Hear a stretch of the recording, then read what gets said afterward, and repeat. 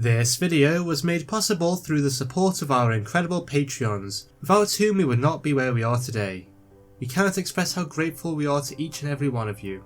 Hello everyone and welcome to another EDH gameplay video brought to you by Affinity for Commander. My name is Martin. And my name is Alex. This week we're celebrating reaching another milestone, 2,500 subscribers.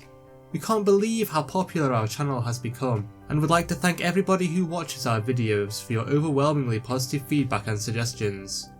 We decided to mark this occasion with a good old-fashioned game of Planechase, given that our previous Planechase video was such a success. Without further ado, let's see those opening hands. My partner commanders are Akiri Line-Slinger and Silas Renn, Seeker Adept. I keep an opening hand of Sharam, Senior Edificer, Mind Stone, Sword of Feast and Famine, Spirit Mantle, Storm the Vault, Command Tower, and a Plains. My commander is Feldon of the Third Path. My opening hand consists of Hoarding Dragon, Conquering Manticore, Mind Stone, Orazka Relic, Planar Bridge, Burning Inquiry, and a Mountain. Danny's commander is the Mimeoplasm. He keeps an opening hand of Skullbriar the Walking Grave, Deathgorge Scavenger, Ink Eyes, Servant of Oni, Underground River, Sunken Hollow, Terramorphic Expanse, and Reflecting Pool. And last but not least, Chris's commander is Kangee, Airy Keeper. His opening hand contains Dive Bomber, Contagion Clasp, Soul Catcher's Airy, Windswept Heath, a Plains, and 2 islands. I win the die roll and reveal the first plane of our journey through the multiverse to be Bant. Next I play a mountain and cast Burning Inquiry. Everyone shouts at me for messing up their opening hands, and I sit there like the sea lion from Finding Dory. You know the one. We each draw 3 cards, then discard 3 at random. I roll a Chaos on the planar die, which does absolutely nothing, and then pass to Chris. Chris plays Windswept Heath and rolls a Planeswalker symbol. We Planeswalk to Otaria, and Chris ends his turn. In his turn, Alex plays Command Tower. He then passes the turn. Danny plays Sunken Hollow and then rolls a blank on the planar die. He then passes to Martin. I play a mountain and then cast Mind Stone. I then pass the turn and Chris pays a life to sacrifice his fetched land and puts Prairie Stream into play. He then moves to his turn. Chris plays an island and then casts Soul Catcher's Airy. He then rolls a blank and passes to me. Alex plays a Plains and then casts Ram, Senior Edificer. He then ends his turn. Danny begins his turn by playing a Forest, and then casts Skullbriar, the Walking Grave. He moves to combat and attacks Martin with his Hasty Zombie. Martin takes 1 damage and Danny puts a +1/+1 counter on Skullbriar. Danny then rolls a blank and passes the turn. I begin my turn by casting my commander, Feldon of the Third Path. I then end my turn. In his turn, Chris plays a Flooded Strand, rolls a blank and passes to me. Alex starts his turn by casting Bloodforged Battle Axe, drawing a card from SRAM. He then plays a Plains and casts one of his commanders, Akiri Line-Slinger. Alex then passes to Danny. Danny plays Command Tower and then casts Deathgorge Scavenger. He exiles Martin's Hoarding Dragon with the Scavenger's Enter the Battlefield trigger, gaining 2 life. Moving to combat, Danny attacks Chris with Skullbriar, dealing him 2 damage. He then puts another +1/+1 counter on his zombie and rolls Chaos on the planar die, granting him an extra turn. Danny then ends the turn, moving to his next one. Danny begins his second turn by playing Evolving Wilds. He then casts Cultivate, putting an island into play and a forest into his hand. Danny also decides to sacrifice his Evolving Wilds to put a swamp into play and then moves to combat. He attacks Alex with Skullbriar and me with his Scavenger, exiling Burning Inquiry with the latter's ability. Neither of us block, Alex takes 3 damage and I take 4. Danny puts a +1/+1 counter on Skullbriar, rolls a blank and passes the turn. Martin plays a Mountain, and then flashes back the Cathartic Reunion in his graveyard due to the Plains ability. He discards 2 cards as part of the spell's additional cost, and Chris counters it with Arcane Denial. Martin then rolls a blank, followed by Chaos. He then ends his turn and moves to his next one. In my upkeep, I draw 2 cards and Chris draws a card as a result of Arcane Denial. I play a mountain and used Feldon's ability to make a temporary copy of Ancient Stone Idol. Moving to combat, I attack Alex with my idol and he declares no blocks. He takes 12 damage and I move to my post-combat main phase. I cast Wild Guess, discarding a card to draw 2. I roll a blank on the planar die and move to my end step. I sacrifice my idol, creating a 6/12 with trample to replace it, and pass to Chris.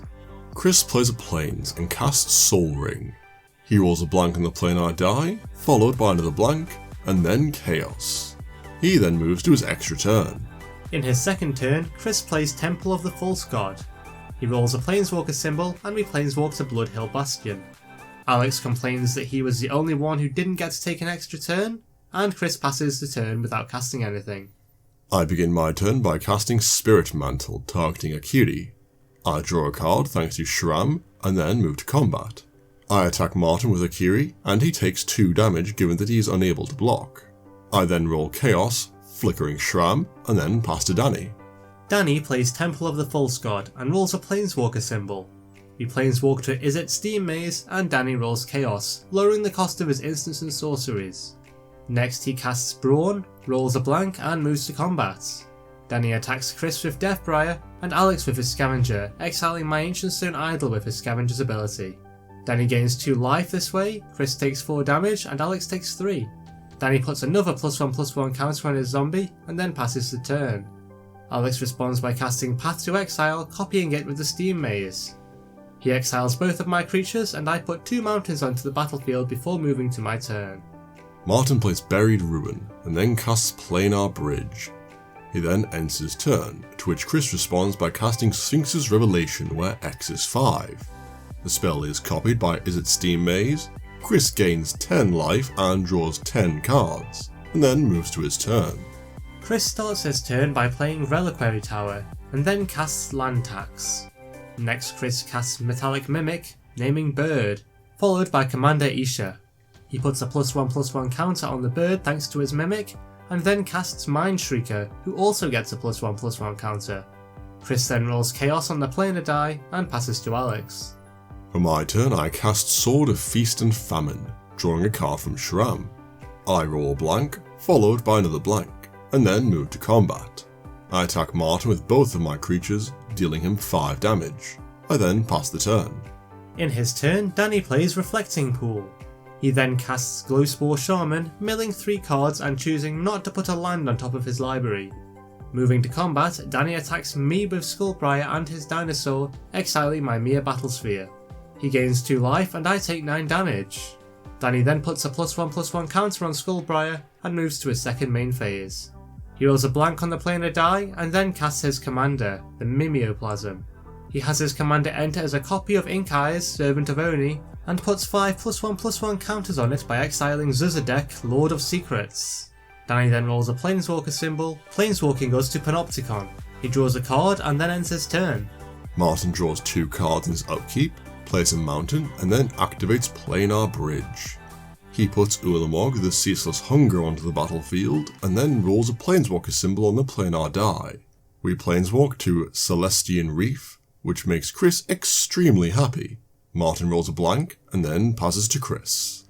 In his upkeep, Chris's Land Tax triggers, and he puts 3 basic lands into his hand from his library. Next he plays a Plains, casts Thran Dynamo, and then casts Aven Brigadier. The Brigadier enters with a +1/+1 counter thanks to Metallic Mimic, and Chris casts Oblivion Ring, exiling my Planar Bridge. Moving to combat, Chris attacks me with Mindshrieker. I take 3 damage and Chris then passes the turn. I begin my turn by rolling a blank on the planar die, play Ancient Den and roll another blank. I then cast Thran Dynamo, and pay 2 life to cast Phyrexian Metamorph. I have the Shapeshifter enter as a copy of Martin's Ulamog, and then pass to Danny. Danny plays Underground River, and then casts Nezahal, Primal Tide. He rolls a Planeswalker symbol, planeswalking us to Cliffside Market. Danny chooses not to exchange life totals with anybody, and then ends his turn. In his upkeep, Martin chooses to swap life totals with Chris. He then rolls a blank, followed by a Planeswalker symbol, preventing Chris from reclaiming his life total in his turn. We Planeswalk to the Hippodrome, and then Martin casts Conquering Manticore. He gains control of my Ulamog, sacrificing it to maintain the Legends rule. There can only be one. Still not finished, Martin evokes Spite Bellows, dealing 6 damage to Chris's Aven Brigadier when it leaves the battlefield.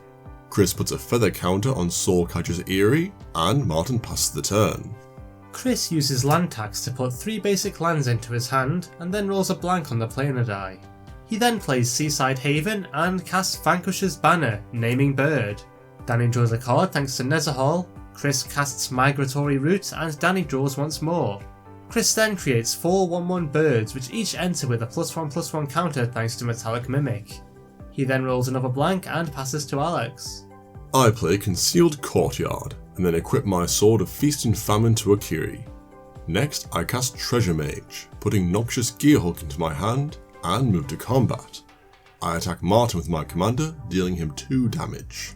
I then untap my lands, and Martin discards a card as a result of my sword's trigger. In my second main phase, I cast Noxious Gearhulk, destroying Skullbriar and gaining 6 life. Next, I roll a blank on the planar die, and cast my other commander, Silas Renn, Seeker Adept. I then end my turn. In his turn, Danny plays a forest. He then casts Underrealm Lich, rolls Chaos, and destroys his own Glowspore Shaman with the ability. Don't ask me why, I have absolutely no idea what he was planning. He rolls another blank, followed by a Planeswalker symbol, planeswalking us to Dark Barony. Danny then moves to combat and makes a deal with me not to destroy his Deathgorge Scavenger if he uses it to exile Alex's Phyrexian Metamorph. I agree and take the 3 damage, and Danny gains 2 life. He then passes to me. Martin plays a mountain, and then rolls a Planeswalker symbol. We Planeswalk to Lanoir, and Martin sacrifices his Mind Stone to draw a card. Next, he recasts his commander, rolls a blank, and rolls Chaos. In response, Martin taps Ulamog and his Chimera to add 4 green mana to his mana pool, and then untaps them both. Not quite done, Martin casts Illusionist's Braces and equips them to Feldon. Danny looks at the top 3 cards of his library, putting one of them into his hand and the rest into his graveyard thanks to the combined abilities of Nezahal and Underrealm Lich. Martin then ends his turn, and Chris responds by tapping a creature for 2 green mana and using his Mind Trigger to mill Martin for 1. He then does the same thing for Danny, and then to me, and sacrifices a bird to Seaside Haven to draw a card. He puts a feather counter on his Eyrie, and then moves to his turn. In his upkeep, Chris searches his library for 3 basic lands thanks to land tax. He plays an island and casts Darksteel Ingot, allowing Danny to put one of the top 3 cards of his library into his hand once more. Next, Chris casts Phantom Flock, which enters with an additional +1/+1 counter on it, and allows Chris to draw as a result of his Vanquisher's Banner. Not yet finished, Chris casts Windreader Sphinx, and then rolls Chaos on a planar die. He taps 6 creatures to add 12 green mana to his mana pool, untaps his creatures, and casts Commander's Sphere. Danny chooses one of the top 3 cards of his library to put into his hand, and Chris casts Celestial Gatekeeper. He puts a +1/+1 counter on the bird, draws a card, and uses Mind Trigger to mill me for 1. Still not done, he mills Danny for 1 and then Alex for 1, giving Mind Trigger +3/+3 until the end of turn. Moving to combat, Chris attacks me with Mind Trigger and I block the Ghost Bird with my Manticore. Chris then ends his turn. I start my turn by rolling a blank on the planar die, and then cast Hammer of Nazan. I draw a card from Shuram, and Danny does his card selection thing. I use the hammer's ability to attach it to Akiri, and then cast Shuram's Expertise. I make 3 1/1 servos and cast Slowbad, Goblin Tinkerer for free. Danny does his thing and I move to combat. I attack Martin with Akiri, dealing him lethal commander damage, and then untap my lands. I roll Planeswalker symbol and we Planeswalk to Edge of Malakol. I then pass to Danny. Danny puts 2 +1/+1 counters on his Scavenger instead of untapping it, and then puts one of the top 3 cards of his library into his hand. Next, he casts Notion Rain, losing 2 life. Danny then plays a forest and moves to combat. He attacks Alex with all of his available creatures, who blocks them all with his own creatures. Danny then casts Price of Fame, targeting his own Brawn. Brawn goes to the graveyard, and all of Danny's creatures gain trample as a result. He then uses his Inkai's ability to regenerate it, removing it from combat. Alex's servos are then destroyed and he takes 9 damage. In his post-combat main phase, Danny casts Avatar of Woe, taking a damage from Underground River. He rolls a blank on the planar die and then ends his turn. In his upkeep, Chris puts the final basic land from his library into his hand with land tax. He then puts 2 +1/+1 counters on his tapped creature instead of untapping it, and plays Prav, Spires of Order. Next, Chris casts Thrumming Bird, who enters with a +1/+1 counter, followed by his commander, Kangee, Airy Keeper. Chris pays Kangee's kicker cost where X is 5, putting 5 feather counters on the bird and a +1/+1 counter on him thanks to Metallic Mimic. Moving to combat, Chris attacks me with 3 bird tokens and Danny with Metallic Mimic.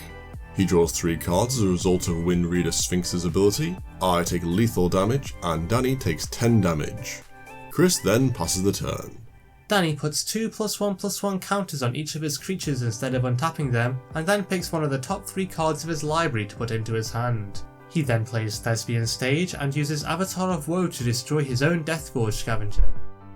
Next, Danny discards 3 cards to Nezahul's ability, then does this again whilst the ability is on the stack. Nezahul is then exiled and Danny casts Golgari Findbroker.